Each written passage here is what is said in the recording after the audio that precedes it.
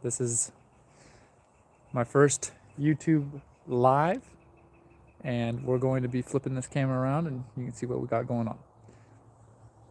Let's see if I can do it. There we go. All right, so this dog, Ollie, just got dropped off for boarding. He is a dog that has been aggressive with his owners. Toby's staying here for a rehabilitation program. This dog's pooping again. He's pooped like 10 times since he's got here. The nerves, him balancing out. But Toby's here for a rehabilitation program, aggression towards dogs,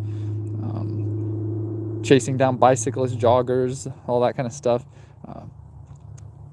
Being territorial, chasing down prey, not listening.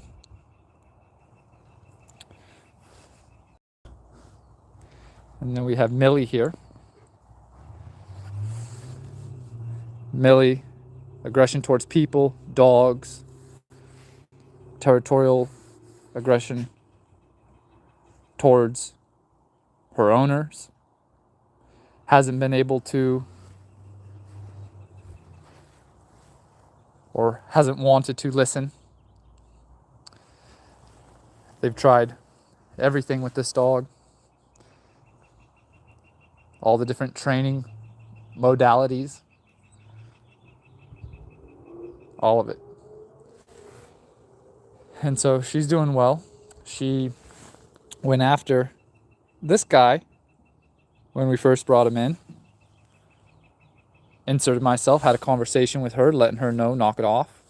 That's not how we handle this. And so we had that conversation with her. She listened. And now I'm just watching to make sure that things go the direction that I want.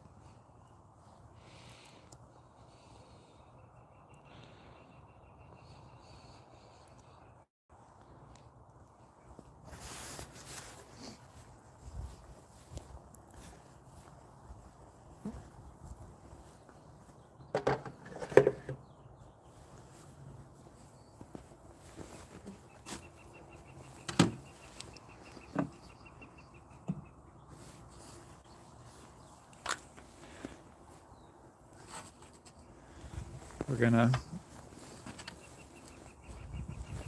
pick up this poop. Let me know if y'all have any questions, and I'll do my best to answer them.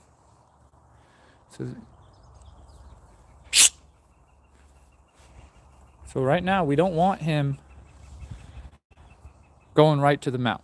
It's not a problem with mounting, but this guy likes to do it too soon.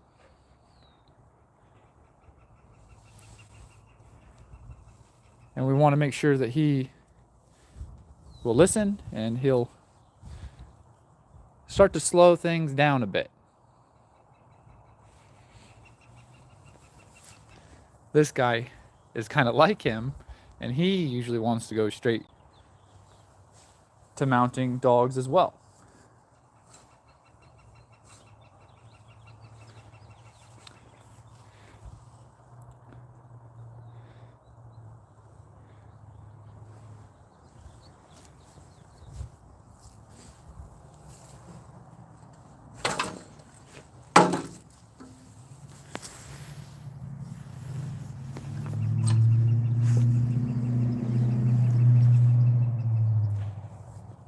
And again, let me know if you have any questions about this or anything else related to dogs. See, I'm thinking about it. Is this dog gonna poop again? This dog's been pooping non-stop since he's got here.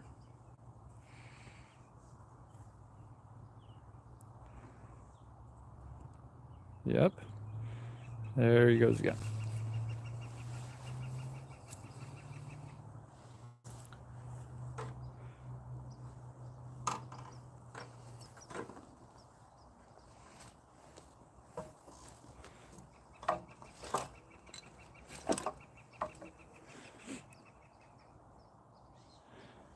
Most people, when it comes to aggression with dogs, they're thinking dog training, exercise. They're thinking, oh, I need to teach this dog to sit, to down, to heel, to place. I need to burn their energy. We need to give them an outlet. Let's throw balls and give squeaky toys. And here, see him? He's thinking about doing it.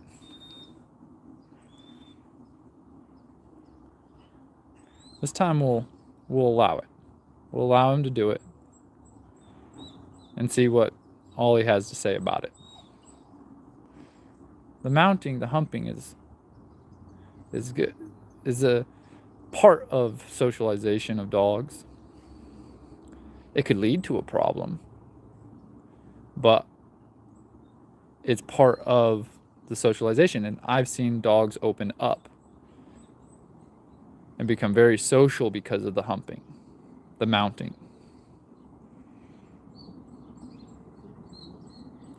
This girl over here that's laying down with the pink collar might look to run over and try to get involved in this when this starts to pick up.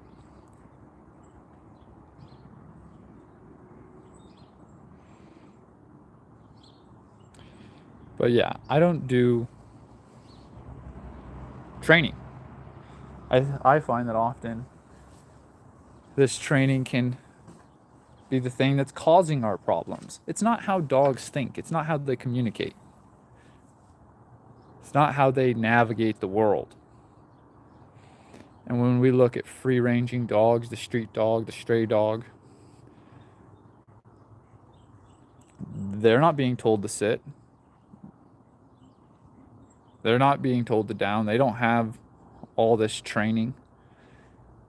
I often say that, training is like school smarts.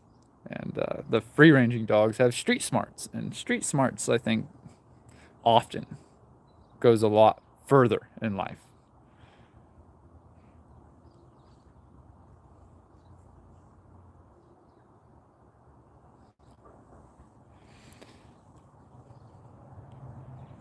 And so we're busy trying to tell dogs to sit and down and drain their energy. And the street dog, they've done studies showing that the street dog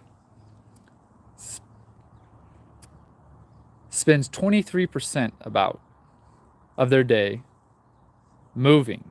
That includes getting up to go to the bathroom, rolling, scratching, walking around, looking for food, socializing with each other. 23% of the day. And we're thinking, man, we got to burn all this energy. And we're actually feeding it, creating it. If I start working out today, and I say we start running a mile, and I keep with that mile, start going, all right, I'm going to run a mile every day. Do you think I'm going to be able to run more miles or less miles if I keep up with it? And do you think we're going to have more energy or less energy if we keep up with it? We're going to be able to do more. We're going to have more energy. People that start working out, they start reporting back, man, I have more energy. So we got to drain this energy, but then the way we look at doing it, we end up feeding it, creating it, and then we have more energy. I've seen so many times people, let's say, throw the ball, and then the dog starts to get tired at the beginning.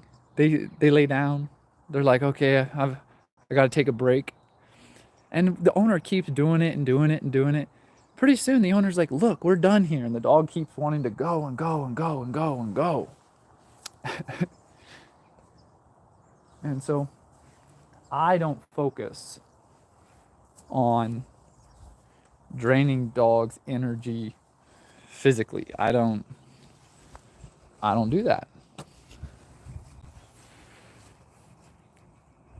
I look at, why do they have all this energy? What do they do with all that energy?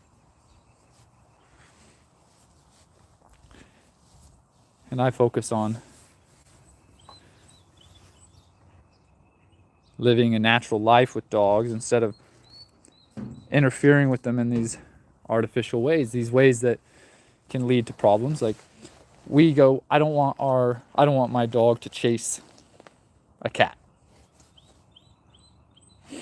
This dog's chasing deer, squirrels, birds, bicyclists, skateboarders, all that kind of stuff. And then we can be getting them throwing squeaky toys, throwing balls, having them chase things. And because we go, it's fun and exercise. And we're actually tapping into the predatory side of the dog. Feeding that, encouraging it, enhancing it. And some personalities will go really far with it, others won't. Same with alcohol. You know, you have alcohol and some people can drink and they don't have major problems because of alcohol, but then others, they start having major problems. Different personalities. And so we got to understand what we're really doing with our dogs and what are we looking for. I'm looking for a social dog. I specialize in aggression. Every one of these dogs here has had aggression problems. And we have muzzles on some of them because we're introducing this new guy to some of these dogs. So when I look at things, I look at it from nature's perspective. I find that we're looking at dogs as pets. They're domesticated, and it's like, I understand that we look at them as our pets. But we have to understand that they're an animal first. What kind of animal? A dog. Then there's their personality. Then their breed. And then a pet. And most people say, well, I have a pet dog. They're a border collie. And they're this personality.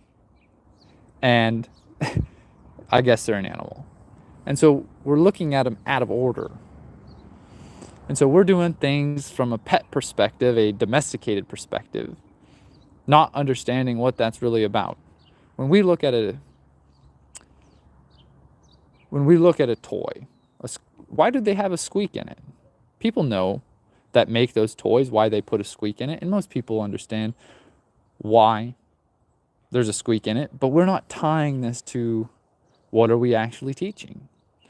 So we give them this toy that has this squeak, and they grab that squeak and they look to stop it because that squeak represents a hurt, wounded animal. And then they grab that thing, they shake it around. They'll then start to rip it apart. Some dogs will even eat their toys because they think, I just killed this thing, it's time to eat. And we'll be thinking, stupid dog, that's not food. Not understanding why they're even doing it to begin with. So then we get them a tougher toy. And they put more energy and more intensity into trying to kill and dismember that object.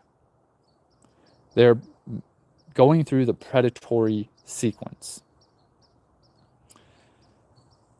And so we'll be doing this and encouraging that side of them. And then on the other hand, we're saying, I don't want them to try to kill my cat. They're chasing after the deer. They're doing all these things. They might hear a little dog yelp and grab a hold of that little dog, shake it around. I've seen dogs, they hear a shoe squeak and they attack the person. And I know that a lot of times this is something that people don't understand. Because they'll say, well, I've had dogs and my dog has squeaky toys and they aren't killing other animals. And this is where it gets back to that different personalities.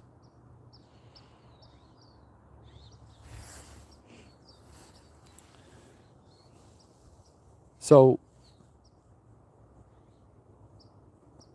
I think that if we want a social dog, a pet dog, a companion dog, we shouldn't be feeding in and tapping into their predatory behavior. Because that's ultimately what gets them in trouble.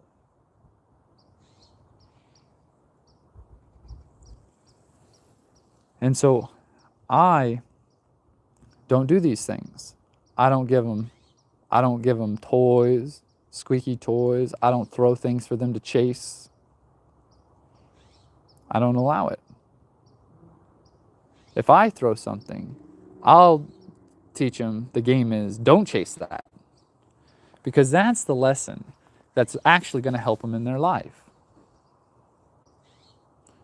And if we want a dog that's social and we can take everywhere and isn't chasing after things that move, we need to look at, well, what are we teaching? What are we encouraging within our dogs? Some dogs genetically have a higher prey drive. And so say it's on a scale of 1 to 10 and a dog has a genetic predisposition to be predatory, a 7, an 8. Well, we can encourage it to become a 10 through these activities. Now, they might be this predatory by nature, but I still then can influence them through the hierarchy to make them feel that they shouldn't be doing that. And it's like almost like the police, where someone can be doing something. Say we're driving in our car and we're listening to music and we're speeding and we're talking with everybody and we're having a good time, and then we catch that glimpse of that cop, and then we're turning down the radio, slowing down, and making sure we're 10 and 2 because of the presence, the hierarchy. We go, ooh, I don't want a problem. And so my relationship with the dogs can make them feel that it's problematic for them to be predatory. There was a documentary I was watching about the African wild dogs, and they were hunting some gazelle, and these gazelle were running away from the African wild dogs, and the African wild dogs were in pursuit to eat these gazelles for lunch. And they were in the middle of this predatory behavior, and they stop dead in their tracks and they turn around. And the narrator says that they went from being predators to prey. Why? Because the lions showed up. See, the African wild dogs are predators by nature, 100%. But when the lions show up, they say, yeah, I'm done with doing this. I'm not going to do that. That's dangerous. That's not in my best interest. So they stopped dead in their tracks and they left it. They let it be. They're like, we're not going to continue doing this. And this is how I make the dogs feel, that it's not in their best interest to chase things down and to do that, because we want them to be a social pet, a companion. They eat out of a bowl. They don't need those skills. They can practice and do these type of things with other dogs so they can play with each other and do this. But this is what keeps it balanced, because, well, the dogs are regulating each other and then I'm overseeing that. And so I am constantly looking to see things for what it really is. And most of the time, we're not seeing it correctly because we have been taught our whole lives through what people say, through movies, through videos, through training, that this is how it is. And we need to question it, because There are an estimated 1 billion, that's with a B, billion dogs in the world. And over 80% are free-ranging dogs. They do not live with people as a pet. They're street dogs. And when we look at that street dog, they are more wild, but they can navigate the world much better than our pet dogs. There was a study done in Bali where they showed the free-ranging dog, and then they looked at people that took the free-ranging dogs and started living with them as pets in a Western way. And what they found was that the dogs that were taken off the streets and started living with as pets in the way that people do, their fear went up, their excitability went up, their aggression went up, their prey drive went up. This is what I'm seeing all the time when I'm working with clients, that we're producing the problem. These dogs, when they were free-ranging dogs, their predatory drives were down, lower, their excitability, their sociability was up. Like, when they start living with us in this pet way, it becomes an issue, because we're interfering with them in a way that's not natural. And so I look at trying to live with dogs in more of a free-ranging dog state of mind, where instead of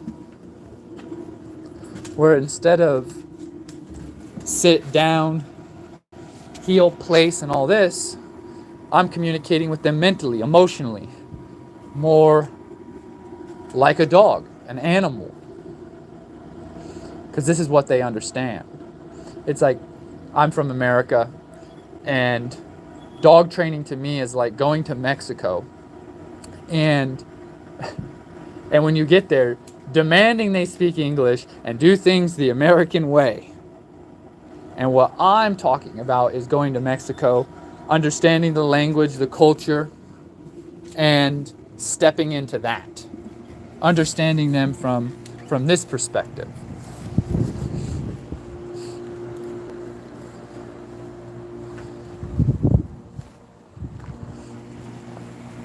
Because dogs can only think like dogs.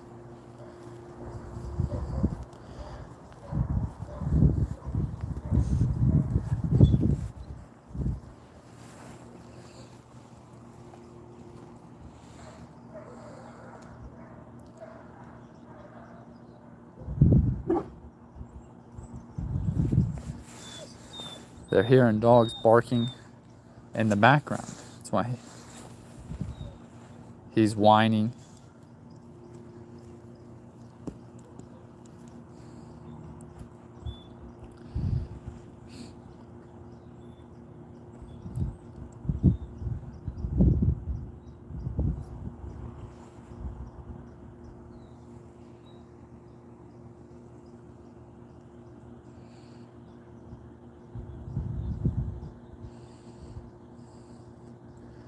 Let's see what this girl wants to say or do here.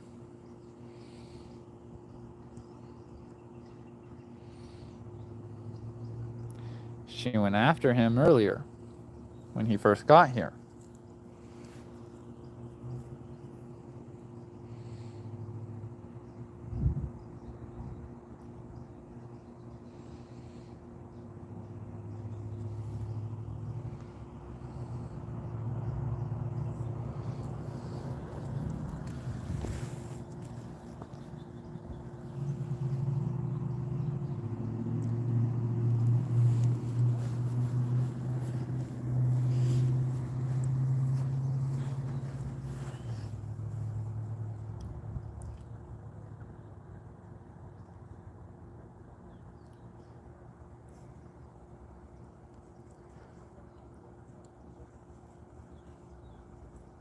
So I hear people walking by. This guy just yesterday was hearing people walking by and barking and moving forward, and I had a conversation with him. Hey, that's not your job. You can alert and let me know, but your job is not to go handle that. That's my job. And so he's learning. This girl and that guy also have been like that with their owners. We need to understand them and have a relationship with them based on nature, based on reality. We're often looking at dogs from this fantasy, this illusion. It's like Disney.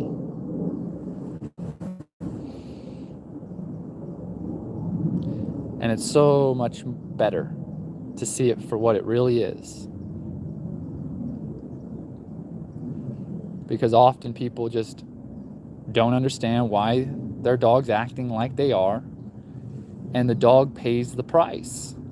The dog's the one that gets put on medication, gets isolated, gets rehomed, gets ultimately killed from our lack of understanding.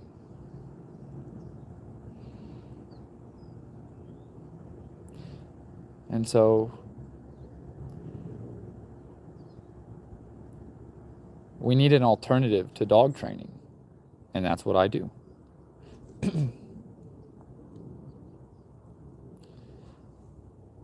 And this looks like, well, what's going on? They're just chilling. They're not doing anything. And some people might look and say, oh my gosh, the dog's bored. They're sad. They'll start seeing this, and then what they want to do is interfere. They want to then try to make them happy and entertain them, and we have a really hard time just being. We always think that I got to do something. Why do we always have to do something?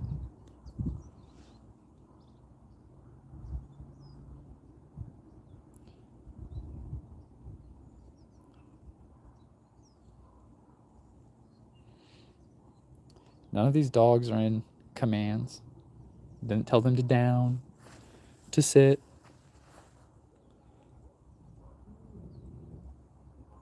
Hearing another dog in the background. This dog starts to grumble a little bit.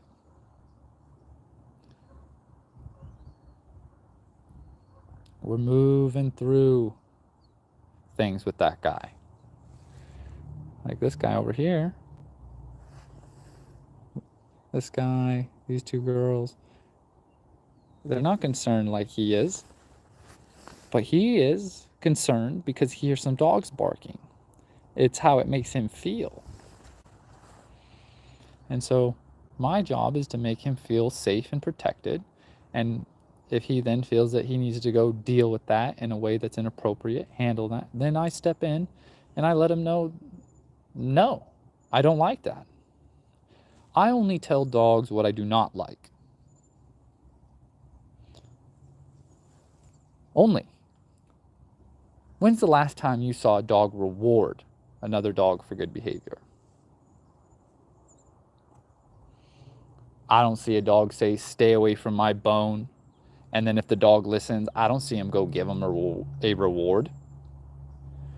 The dog with the bone just says nothing. They just get back to chewing their bone.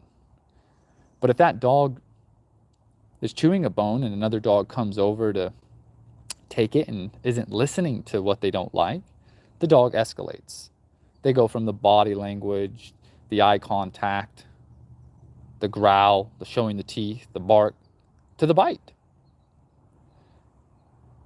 And then when that dog listens to it, they leave it at that. They don't go and say good boy and good girl. They don't go over and give them some love. They don't give them some of their bone to chew on. But the human being, we're doing this positive reinforcement. Good boy, good girl, trying to give them rewards for behaviors. Now, if you're trying to do tricks like sit and down and heel and place, then I understand where you could use these things to get these types of behaviors, but we're often using these tricks to try to influence and control our dogs, and it misses the mark to me. And so what I'm doing is I'm just being, existing with the dogs, looking for things that I don't like. And if I don't like it, I say something about it, do something about it. And what I like, I say nothing to. I just enjoy that it's all going good. And then when something comes up that I don't like, awesome. Now I get to teach him what I don't like. That's great too.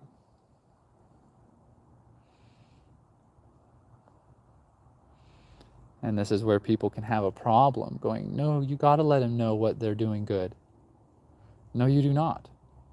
And oftentimes, then when we do, we are reinforcing negative behaviors, negative mindsets. We are interfering with what's going on. How many times I've seen a dog, let's say they stop jumping up on someone. The dog stops jumping and then the person wants to give them a reward. And then when they do, the dog starts jumping all over them again. You look at a dog that's being jumped all over.